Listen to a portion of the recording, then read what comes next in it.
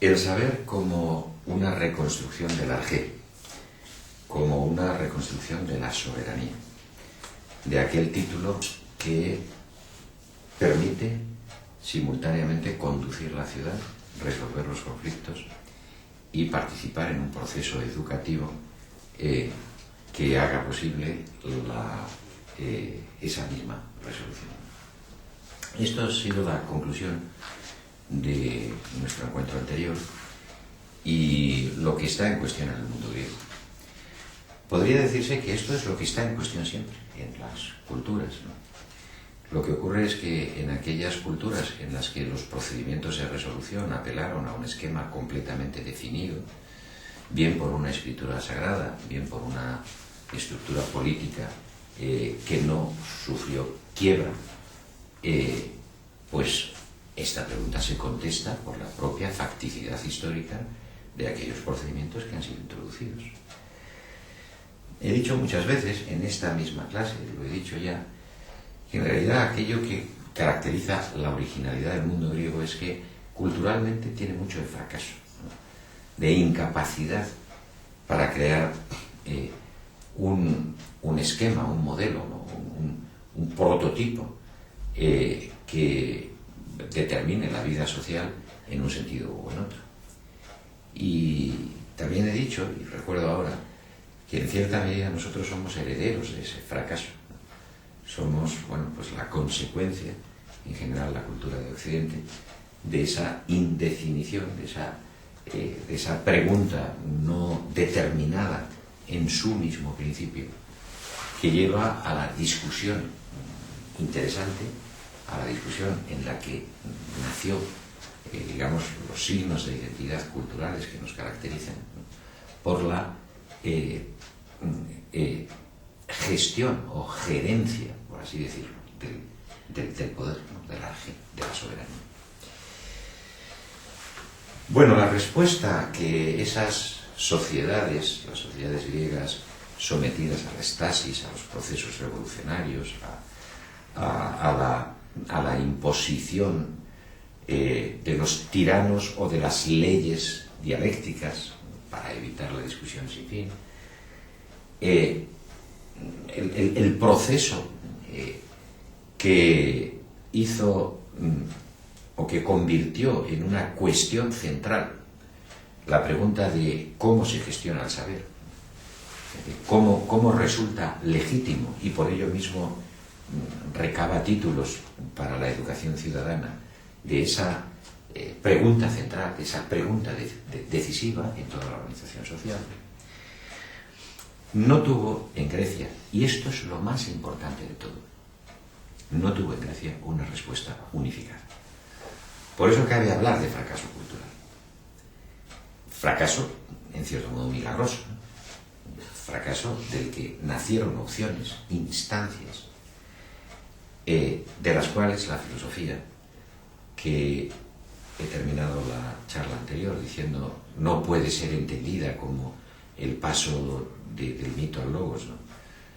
Sino como una opción, resultó ser una opción entre otras. Esto es lo importante. Efectivamente, para la gestión de la JED, para la gestión de la soberanía, para determinar aquel procedimiento que debe llevar a el enunciado de un logos sobredeterminado sobre el hablar humano, capaz de generar la previsión en todos los datos que he dicho sobre cómo es la sabiduría en Grecia. La primera respuesta, probablemente también en el tiempo, aunque esto no es en absoluto seguro, fue una respuesta de carácter religioso. ¿Quién debe ejercer la arjé en las condiciones de la supresión de las monarquías? La primera respuesta fue los dioses. Es decir, el primer modelo educativo, el primer modelo capaz de dar una contestación a la pregunta básica del saber y al mismo tiempo, y por ello mismo, de determinar los modelos para la educación ciudadana, fue mostrar que el propietario de esa capacidad de generar logos en la que se gestiona la soberanía, la fe, es la voluntad de los dioses. Y para eso se produjeron en Grecia movimientos culturales muy importantes que podemos identificar con bastante precisión. En general, la poesía lírica, oral, que tiene la forma de inicios, de celebraciones, y que tienen, en el modelo pindárico al menos, ¿no?, un esquema fijo. Primero, el elogio del atleta que juega en los Juegos Olímpicos o en los diferentes Juegos Panhelénicos.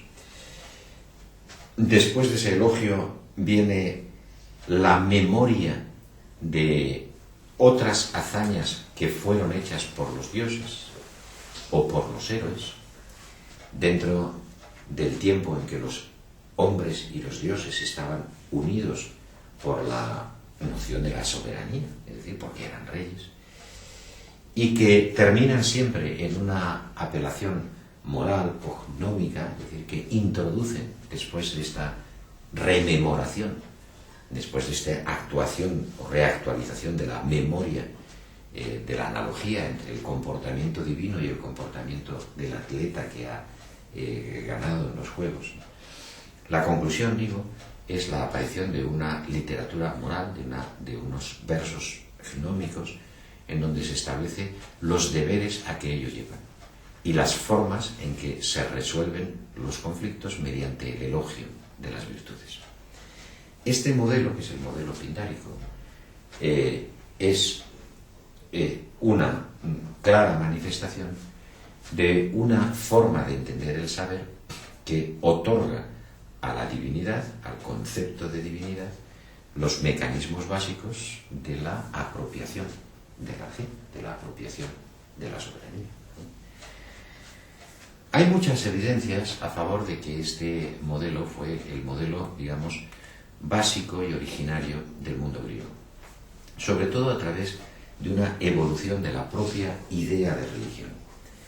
Los dioses, todavía en el mundo homérico de Grecia, los dioses en general, que nuestros depósitos mitológicos, ¿no?, presentan, no son ni buenos ni malos, son más bien creison, fuertes.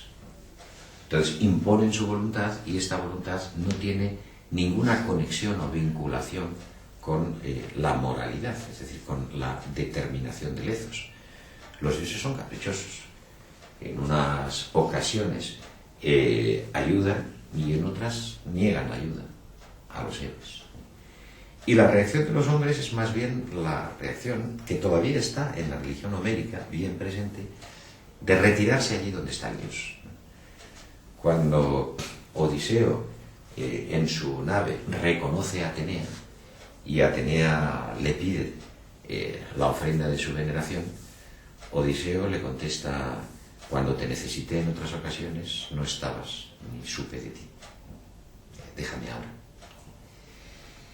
Y en una escena que es muy contrastante con esta, cuando se encuentra con Telémaco, su hijo, y este por fin, después de esa escena admirable en que el perro primero reconoce al amo y luego el hijo, y se retiran, los dos entran en la sensación de que alguna divinidad está junto a ellos. Y entonces Odiseo le dice: retirémonos y mantengamos el silencio, pues es claro la presencia de un inmortal aquí. En esa época, en la época primera de la religión griega, al menos de la religión olímpica, hemos visto en esta clase, en estas charlas, que la religión órfica es una religión de salvación y por tanto que siempre actuó como contrapartida de la religión olímpica. Pero en la olímpica, que es la que nos interesa, o sea, en aquella religión que toma a su cargo la gestión de la soberanía, de la arge, ¿no?, los dioses iniciales son dioses que se manifiestan como más poderosos que los hombres, a quienes además aventajan en fuerza y en tiempo. Son inmortales, nosotros somos mortales, y ellos son fuertes, nosotros no. En estas condiciones, el concepto de bondad o maldad de los dioses es un concepto no pertinente. No es un asunto que corresponda a la definición de los dioses. Pues bien, lo que encontramos en la constitución de las ciudades es exactamente la construcción de una religión tutelar, de una religión que convierte a los dioses en seres providentes capaces de ayudar a la ciudad que tutelan y por tanto cuyo culto constituye uno de los elementos propios fundacionales de la ciudad. Los dioses, desde este punto de vista, expresan la posibilidad de establecer una ley, la ley moral, que además conlleva la institucionalización por vía de, por ejemplo, los tribunales, en el caso mejor estudiado, que es el caso de Atenas, el tribunal del Areópago, ¿no?, que darán solución a los problemas humanos y cuyo instrumento epistémico es la poesía. Estas tres cosas, ¿no?, dioses que introducen una ley moral, que se convierten en seres providentes y benéficos de sus ciudades tuteladas y que instrumentan unos mecanismos de resolución de conflictos en forma de tribunales, nos hace pensar en cuál fue el primer modelo, el primero probablemente, ¿no?, respecto al cual los otros son reacciones, el modelo más antiguo en todo caso, en que las poleis reconstruyen el concepto de la soberanía, el concepto del arjé, vinculándolo a la voluntad de los dioses. Por debajo de la Ilíada solo hay un texto en la historia de Grecia que tenga un prestigio semejante al de los poemas homéricos y que, al menos en el ámbito jonio, en el ámbito ateniense y de las colonias del Próximo Oriente, haya alcanzado un nivel de prestigio semejante al de los poemas homéricos. Y esto es el teatro de Esquilo, y concretamente la Orestiada. La Orestiada es un caso extraordinario. Nosotros no hemos conservado ninguna trilogía intacta de Esquilo. Las que hemos conservado tienen mucha importancia porque son textos cuasi sacrales, por ejemplo el Prometeo encadenado, aun cuando hay dudas sobre si Esquilo es el verdadero autor por razones de vocabulario, etc. En cambio, la Orestiada es una trilogía que hemos conservado íntegra, que además es la obra más citada después de Homero en toda la doxografía griega y de la que conservamos una enorme cantidad de manuscritos, de textos, ¿no?, de papiros que dan razón de ella y en los que se conservan sus versos. Esto implica la real importancia que Esquilo tuvo, y concretamente esta trilogía, en el contexto de la formación de un modelo de racionalidad, ¿no?, que engarza la soberanía con la religión tutelar. Pues bien, la Oresteia presenta un modelo, un prototipo exactamente de esta forma de reconstrucción del saber a que me estoy refiriendo, cuya patente, cuyo signo de identidad es la religión y cuya expresión es la conformación del derecho, la conformación de la ley. La primera parte de la trilogía, el primero de sus dramas, de sus tragedias, Agamenón, nos invita a considerar la imposibilidad del mundo heroico. Agamenón vuelve después de una guerra de 10 años, el vigía anuncia su llegada, Clitemnestra y su amante, Egisto, que gobiernan la ciudad, tienen acumulados contra Agamenón una gran cantidad de agravios, sobre todo Clitemnestra. Agamenón ha sacrificado a su hija, ¿no?, a Ifigenia, en Táuride, para obtener vientos favorables, pero claro, la madre no lo ha perdonado. De modo que inmediatamente establecen una estratagema, de modo tal que Agamenón es recibido triunfalmente en su ciudad, pero esa misma noche, después del banquete, es asesinado. La monarquía micénica se convierte en imposible, ¿no?, y el drama recuerda esa misma imposibilidad histórica. Luchas, asesinatos, muertes, procesos que, insisto, metaforizan su propio colapso histórico. El segundo drama, Las Coéforas, nos presenta a un Orestes, el hijo de Agamenón, que en virtud de la lógica de la soberanía micénica se ve obligado a vengar al padre. Pero vengar al padre introduce un dilema absolutamente trágico. Vengar al padre implica matar a la madre. La venganza del padre es exactamente el asesinato de su madre. Sin embargo, en virtud de la propia lógica de la realeza micénica, es decir, de la lógica heroica, Orestes comete el asesinato e inmediatamente es poseído por las diosas de la locura, por las Erinias, y espantado de sí mismo huye de la ciudad, ¿verdad? En busca de alguien que pueda perdonar su conducta o al menos pueda comprenderla. En esa huida no encuentra ninguna ciudad que le dé hospitalidad. Al contrario, desde el momento en que ha introducido ese factor trágico, él transmite la locura o también la enfermedad, la peste, ¿no?, en aquellas comunidades que le puedan dar acogida, de manera que ninguna hace tal y todos lo rechazan. Pero en el tercer drama, en el drama resolutivo, las Euménides, la última de las ciudades visitadas es Atenas. ¿Qué Atenas es? Pues la Atenas que acaba de obtener su propio reconocimiento básico y también internacional, por así decirlo, porque acaba de ganar las guerras médicas, ¿no? Porque acaba de producir el triunfo de Salamina, acaba de doblegar, ¿no?, a Jerjes y al mundo persa.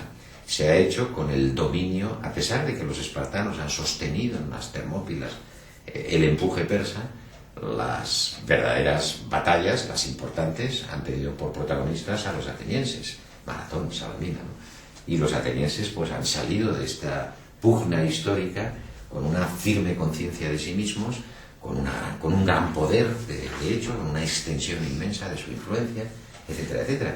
Es la obra de Esquilo contemporánea de del arranque de esos 60 prodigiosos años que determinan el periodo máximo de la democracia ateniense y que solo se hundirán de manera melancólica en la guerra del Peloponeso.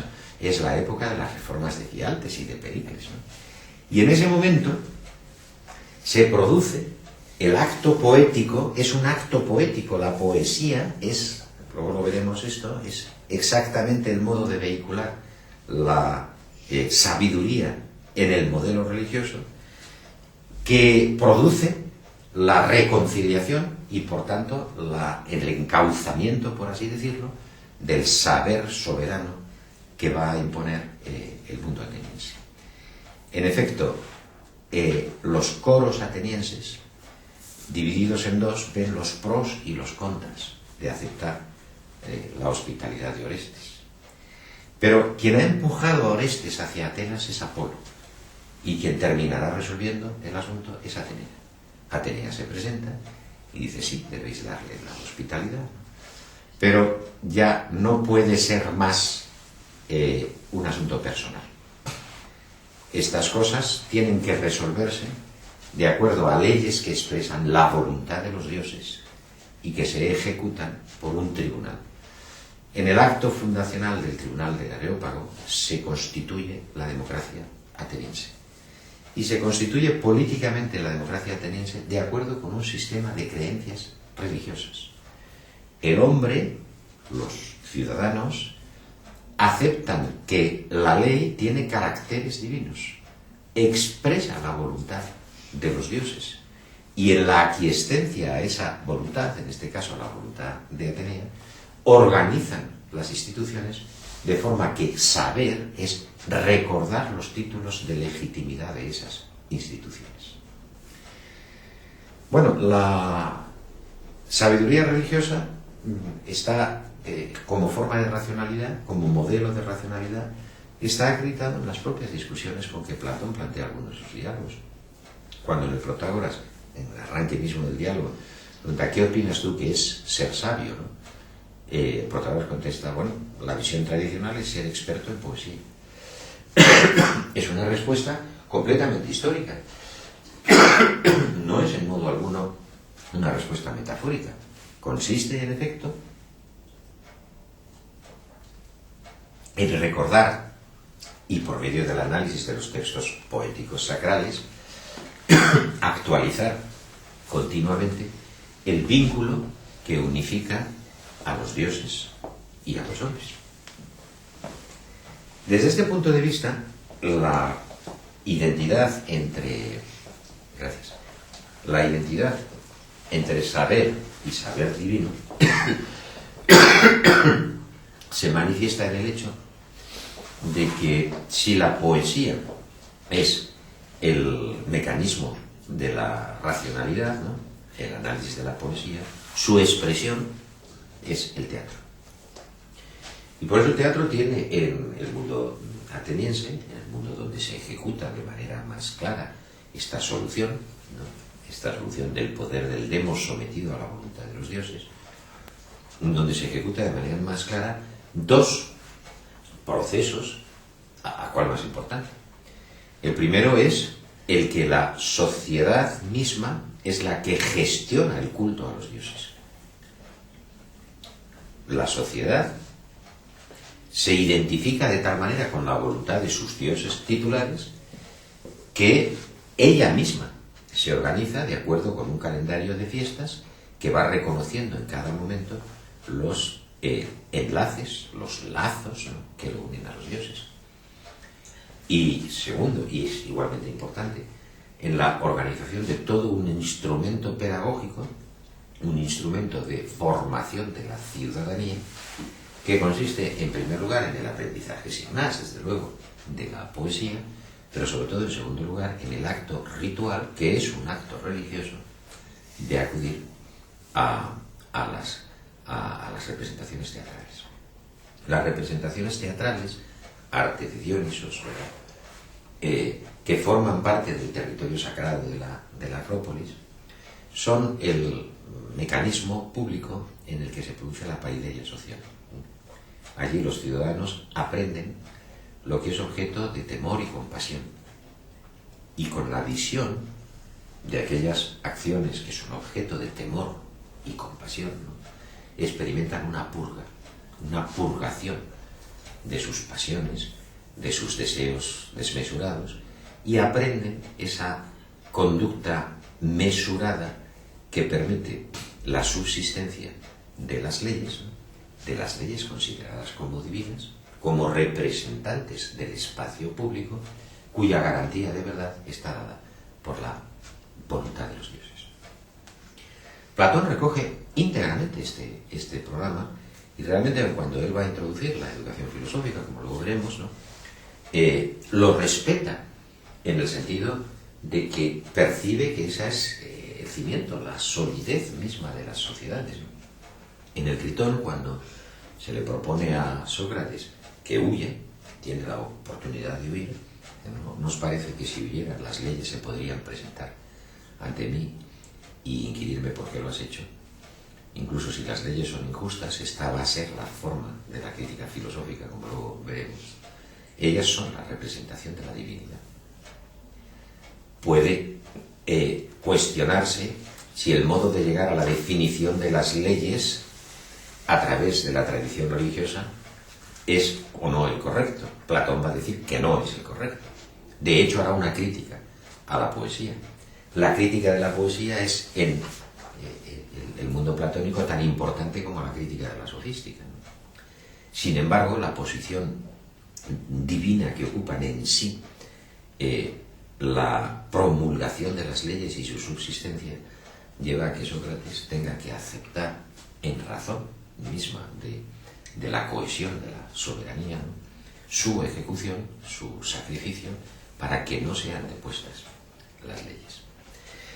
Lo que en el mundo religioso, en la modelización, por así decirlo, de la racionalidad religiosa encontramos, es por tanto una interpretación de ese logos sobrepuesto en el que recae el saber en la forma de derecho y de ley. No es accidental, ni mucho menos, no es en modo alguno fortuito, que todo el centro del discurso de Atenea en la Orestiada sea exactamente los títulos de legitimación del Tribunal del Areópago como tribunal que debe resolver los conflictos.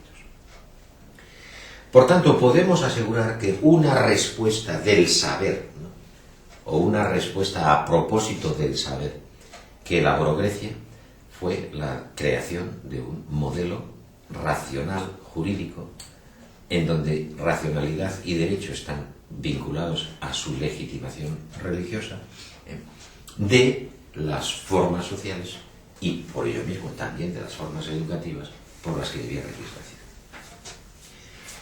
Ahora bien, desde muy pronto, casi desde el mismo inicio, desde la misma aparición de esta emergencia que tantas veces he citado ya, de muchos géneros a la vez, ¿no?, que nos proporciona los finales del siglo VII, los principios del siglo VI, ¿no?, lírica, historiografía, los géneros, lo que he dicho tantas veces ya.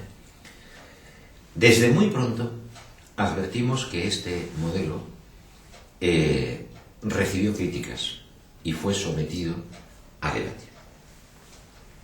Los elementos de este debate, de este inicial debate, los encontramos sobre todo en lo que a veces he llamado la primera ilustración o la ilustración temprana. En la Sicilia de los principios o primer tercio del siglo V,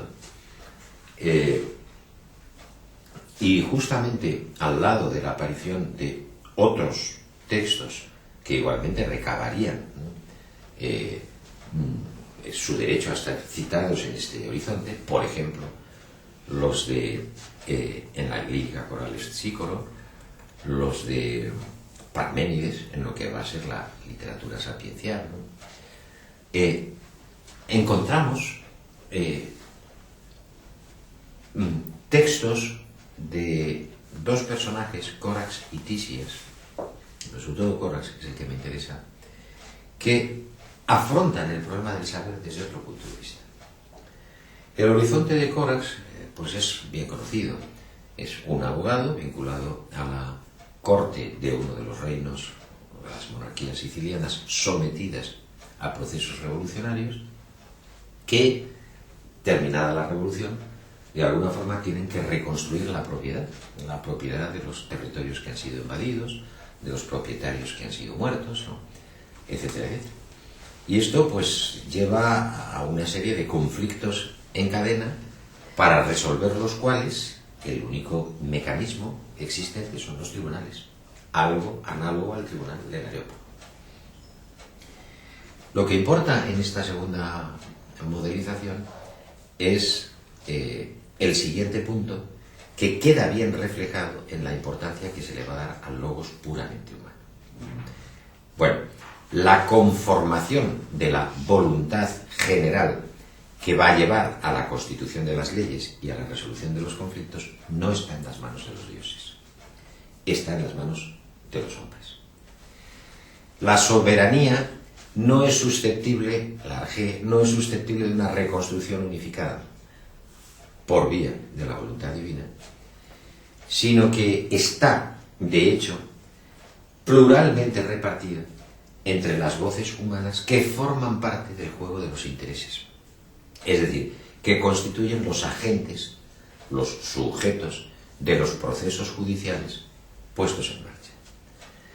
Lo que ahora se introduce es una cosa aparentemente modesta, que es la conformación de un discurso que se rija no por la verdad tal como ésta es expresada en la voluntad divina, sino por la posición más persuasiva, es decir, la que tiene a su favor la mayor probabilidad. Y efectivamente, en un texto contemporáneo de Parménides y de Corax, ¿no?,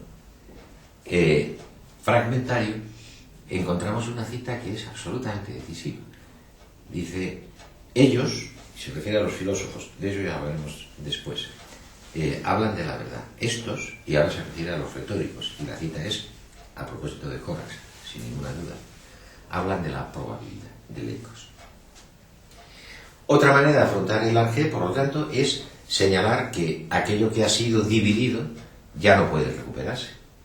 Y por lo tanto, puesto que no es posible que la ley represente un estado único de soberanía, la ley representará entonces, de manera provisional, lo que de forma más probable conviene en cada momento a las sociedades. Es importante percibir que el instrumento para esta construcción del logos es, en este caso, un atributo directo de los reyes micénicos, que es el peizó. Peizó era exactamente el acto por el que el rey micénico movía el cemistes. Y peizó significa persuadir. Ese acto era persuasivo en el sentido de que a partir de él ya no cabía ningún otro discurso, ¿no?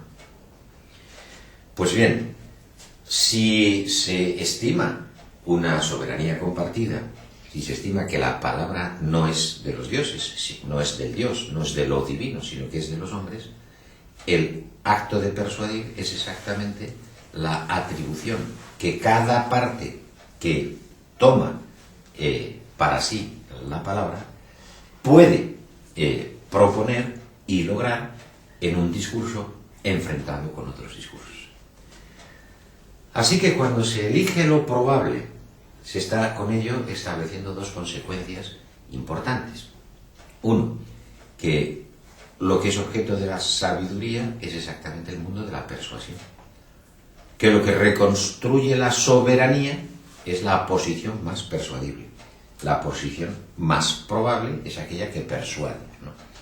Y este mundo de la persuasión lleva a una reconstrucción de la soberanía, como digo, por vía de la convencionalidad, es decir, por vía del acuerdo de los más, de todos, si es posible, sino de los más, y si no, por lo menos, de un comité que resuelva el problema. Esos son los más sabios.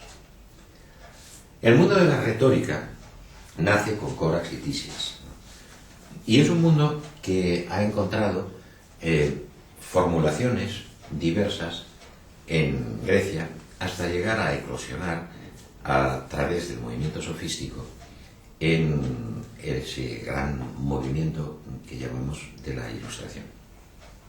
Corax fue maestro de Gorgias y en el momento en que Gorgias se traslada a Atenas se puede decir que comienza la Ilustración en Atenas, ¿no?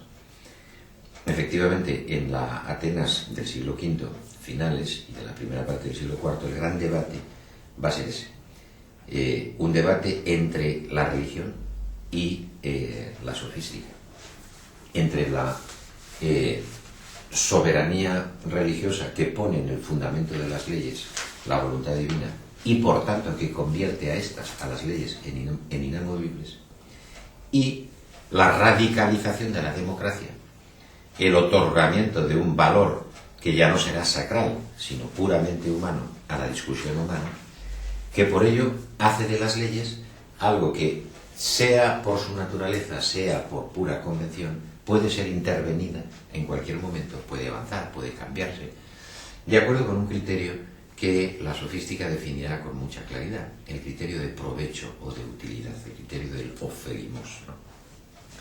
Es bueno lo que es útil, lo que es provechoso para la ciudad. Y el provecho de la ciudad es un asunto que no es objeto de verdad, es objeto de convención, es objeto de acuerdo. Como se ve en esta forma de reconstrucción de la sabiduría ahora no da lugar a un logos unificado. Lo que da lugar es a un enfrentamiento de logos. Y de hecho esto es lo que dicen los sofistas, ¿no?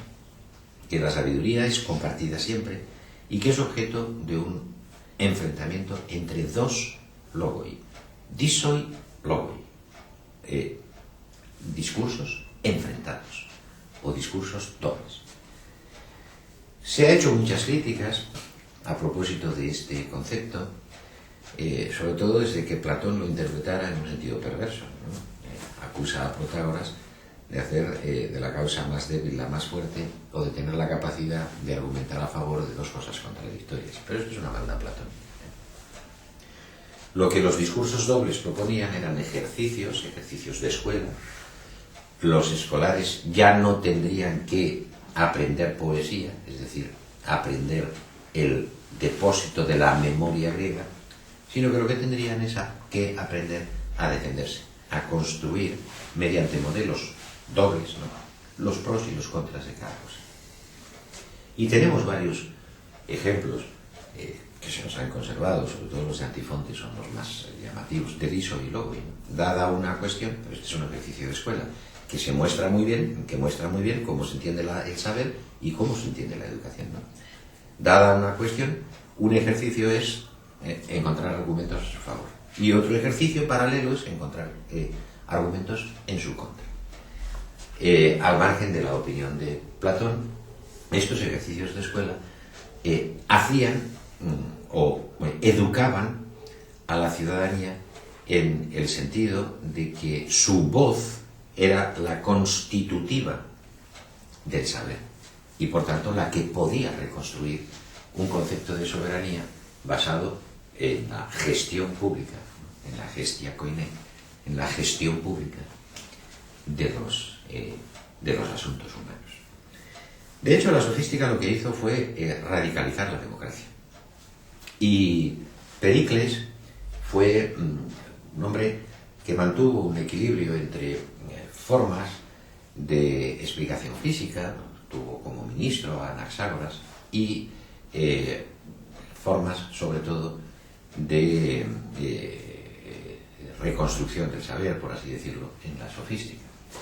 De manera que se puede decir que el momento de Pericles es el momento de la máxima expansión de la Ilustración, en la medida en que se permitió la crítica de la religión y por ello mismo se permitió la construcción de formas más avanzadas, ¿no?, del saber sobre la base de la discusión pública, sobre la base de la discusión o del debate que apela a la probabilidad más que a la verdad. El declinar de la sofística se produjo con la agonía de la democracia ateniense.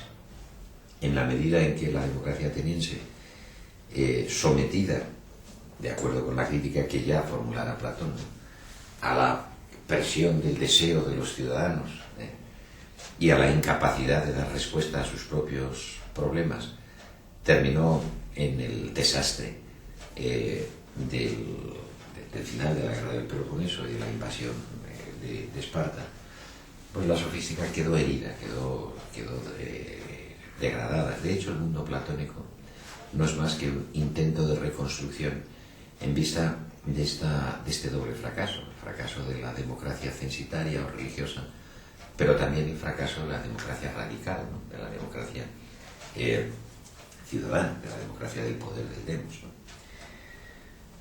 En cualquier caso, lo que intento señalar es que ese otro modelo fue un modelo vigente y fue un modelo que luchó, que debatió contra la concepción del saber como saber religioso.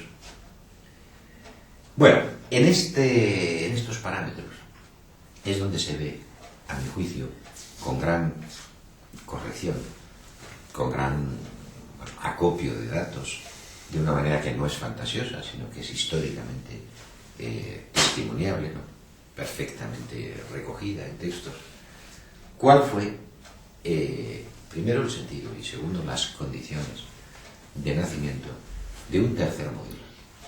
Un tercer modelo que ni apelaba a la apropiación del logos, de la palabra, por los dioses, y por tanto a la construcción de la arjé, de la soberanía, del saber, ¿no?, según la voluntad de estos, expresada en leyes inamovibles, pero que tampoco estuvo de acuerdo con entregar la palabra a los hombres, con compartir la soberanía en forma de una fracción prácticamente infinita, ¿no?, y con la concepción del saber que podía resultar de todo ello en forma de convención o de persuasión. Puestos a elegir entre verdad y probabilidad, este tercer modelo escogió la verdad. Pero aceptando que con ello iba a criticar el concepto de probabilidad y aceptando que con ello también se introduciría en una polémica cuyo resultado solo iba a poder ser la pretensión de educar a la ciudad, ¿no?, Sin embargo, no interpretó que la verdad estuviese en la voluntad de los dioses.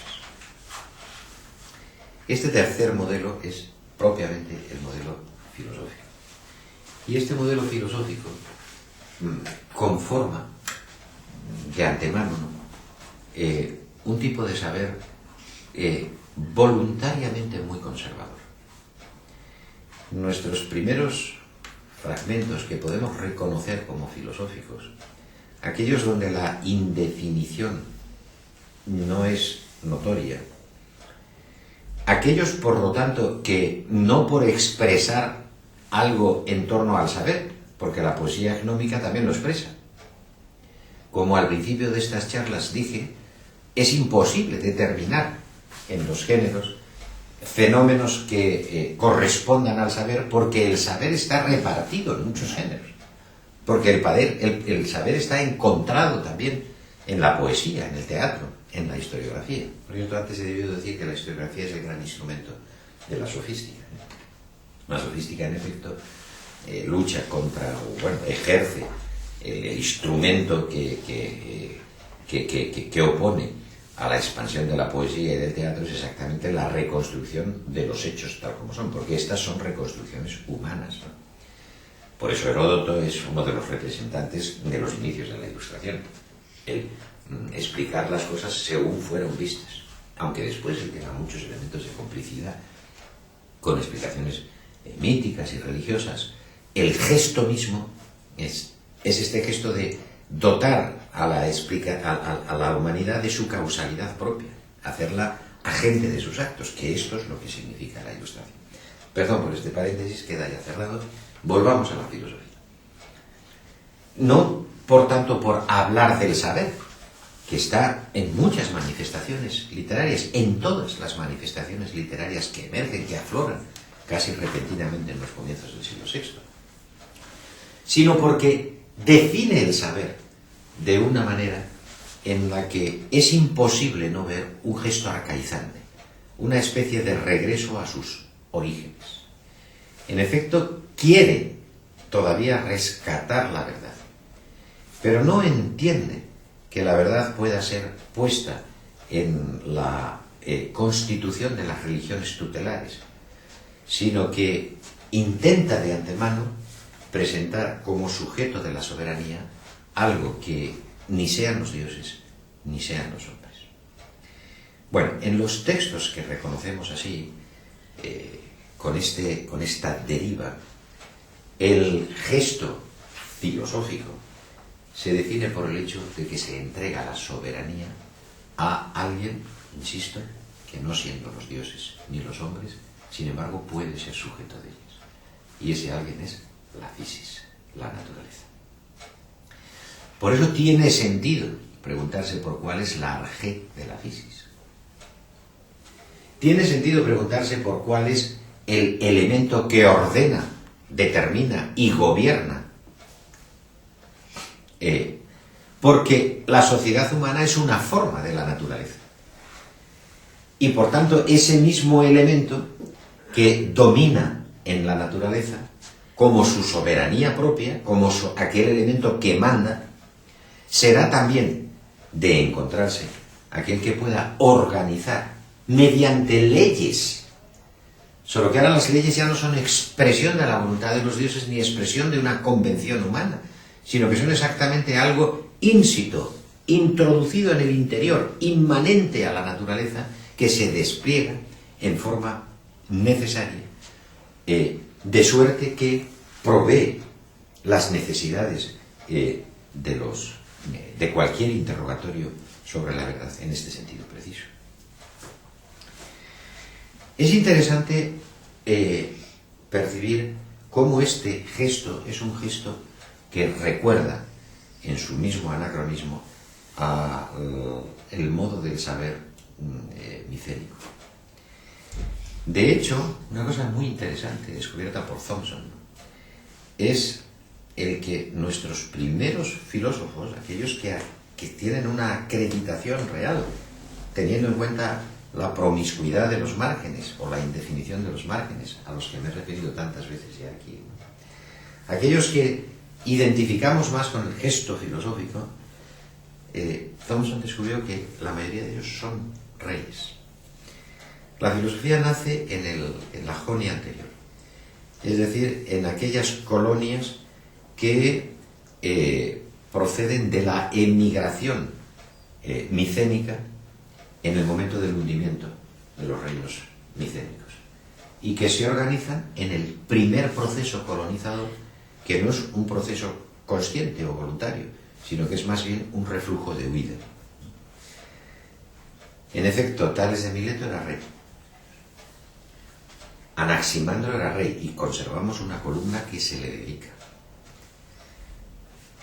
Heráclito era rey, lo que pasa es que renunció a la realeza en favor de su hermano, porque siendo él melancólico, es decir, siendo poco sociable, prefirió la soledad de las cumbres antes que atender a sus obligaciones institucionales. Los reyes ya no son gentes que tengan la soberanía se ha perdido en favor de las ciudades, también en el mundo jonio, también en el mundo de las colonias próximo orientales. Sin embargo, retienen intacta la memoria del saber.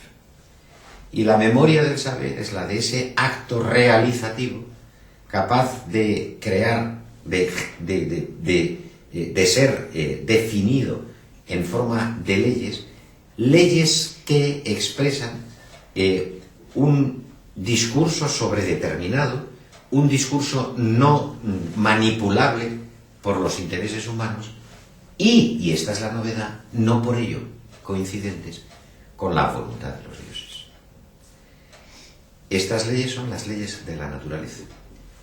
Y descubrir las leyes de la naturaleza, descubrir los elementos que forman la soberanía de la naturaleza, es exactamente lo propio del gesto filosófico.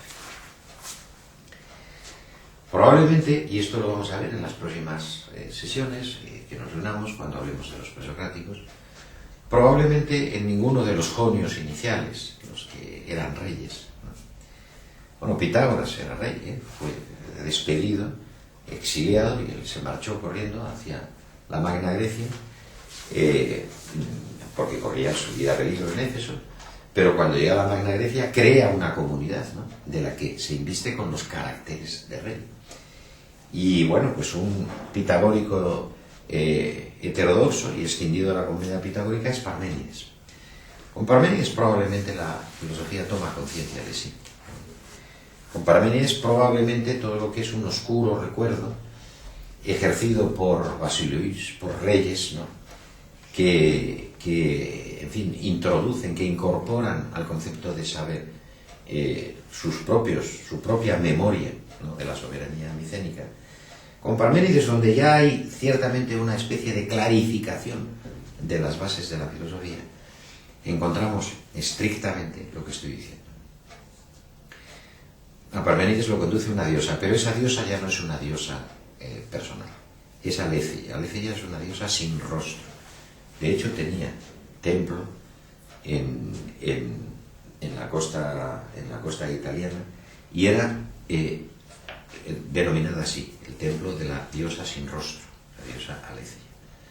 Por tanto, es un principio abstracto que lleva al poeta por encima de las ciudades humanas, donde se practica el ejercicio propio de los dikranoi, de dos cabezas, que hablan sin parar, una cabeza de otra.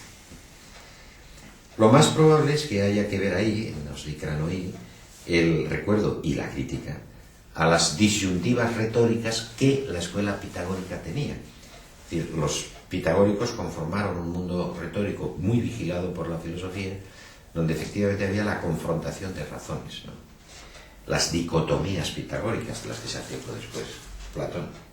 En cualquier caso es igual, porque todo eso, el mundo de los dikranoi, solo genera un cosmos epeon apateron, ¿no?, un universo engañoso, apatelón, ¿no?, epeon, de palabras. Mientras que las palabras realizadoras son palabras que no nacen de la voluntad de los dioses, sino que nacen de la presencia misma, de la emergencia misma de una de un contacto, de una identidad entre la razón humana y el descubrimiento, ¿no?, de las leyes de la naturaleza. En efecto, llevado al borde del mundo, le dice, mira, aquí hay dos caminos, y esto es muy importante, porque es el gesto de un tirano. Este es el camino del ser. El camino del ser es el camino de la ley natural, el camino de la explicación de lo real, el camino en que se desvela la realidad, ¿no? Y este es exactamente el que te mando que sigas. No dice te convenzo, te persuado, o no dice es más racional, no. Le dices te mando a coluce, y tú tienes que obedecer. El otro es el camino del no ser, y este del no ser, y este te prohíbo terminantemente. Tampoco apela a persuasiones, ¿no? Bueno, la filosofía se constituye exactamente como este gesto, como un gesto que va a otorgar la educación a un plano de la soberanía distinto del de los dioses y los hombres. Y quien verdaderamente constituye el programa de la filosofía, incluso su propio nombre, aunque él lo atribuye a Arquitas de Tarento, lo más probable es que la palabra filosofía se acredite por primera vez en Platón y que la atribución a Arquitas sea una atribución engañosa solamente para darle pasado, ¿no?, a la palabra. Tiene muy claro Platón, ¿no?, cuál es el valor de la filosofía. Al mismo tiempo, contra la poesía y por tanto la religión,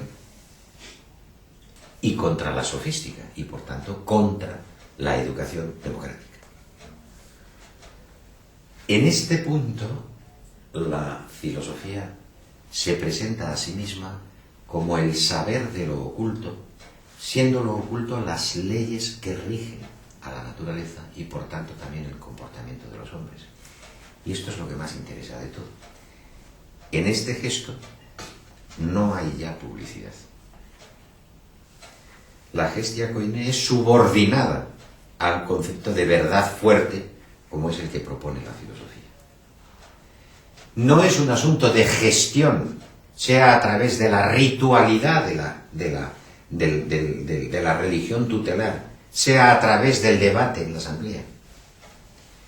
En este gesto ya no hay otra posibilidad que la de una educación conforme a los criterios de esa ley, es decir, conforme a la verdad. Por lo tanto, la filosofía nace como una oposición a la construcción de los endoxa. La sabiduría religiosa pretende crear un estado de opinión. También, en debate con ella, la sabiduría sofística pretende crear un estado de opinión, si bien por otros medios. La filosofía lo que intenta es sustituir el estado de opinión, que es la sustancia misma de la publicidad, de la vida pública, por otra cosa, por un conocimiento de escuela que se justifica a sí mismo por su valor de verdad.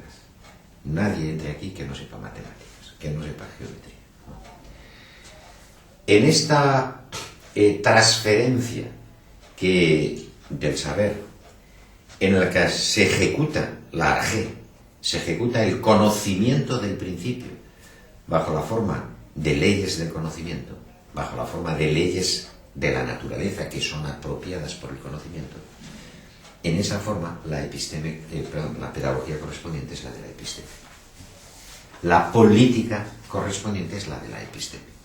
Es la del valor de la ciencia, la del valor del conocer riguroso, la del valor de la fundamentación que hace inexorablemente necesario algo que no es arbitrario, como lo es la voluntad de los dioses, pero que tampoco depende del acuerdo entre los hombres, como es la vida sofística, ¿no?, o el modelo retórico.